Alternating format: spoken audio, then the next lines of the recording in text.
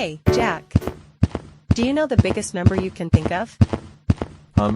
Maybe a million, but I know there are even bigger numbers out there. That's right. A billion, a trillion, and even numbers beyond that exist. Wow, what about small numbers? Can numbers be less than 0? Yes. They're called negative numbers, like -1, -2, or -10.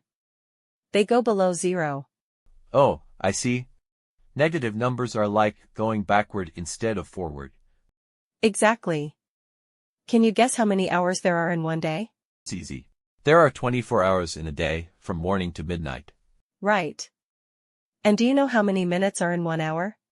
Of course. There are 60 minutes in an hour, and 60 seconds in a minute. Great job. What about a year? How many days are there in 1 year?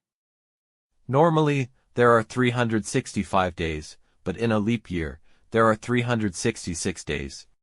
Yes. Speaking of years, do you remember what year you were born? I was born in 2010. That means I'm 15 years old now. That's correct. Do you know how to read really big numbers? I think so. For example, 1234 is read as 1234. Perfect. What about decimals? How do you read 3.14? Nice. That's 3.14, also known as pi in mathematics. Now, let's talk about fractions. Do you know how to read 1/2? Yes. It's 1/2, meaning something is divided into 2 equal parts. Exactly. What about 3/4? That would be 3/4 or 3/4. It's more than half but less than 1. That's right. Can you count by tens, starting from 10? Sure. 10, 20, 30, 40, 50, 60, 70, 80, 90, 100. Well done. What about even and odd numbers?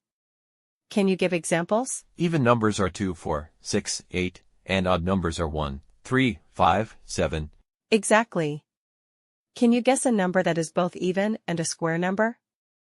Great. Yes, 4 is a square number because 2 equals 4, and it's even. Great thinking. Can you name a number that is a multiple of both 3 and 5? 15, because 3 times 5 equals 15, and it's in both the 3 and 5 times tables. That's correct. How about the Roman numeral for the number 10? That's X, and I know 5 is V, and 50 is L. Impressive.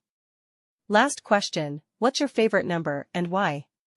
My favorite number is 7 because it's considered lucky in many cultures. That's a great choice. Numbers are everywhere and help us in daily life. Yes, math is fun when you start understanding how numbers work together.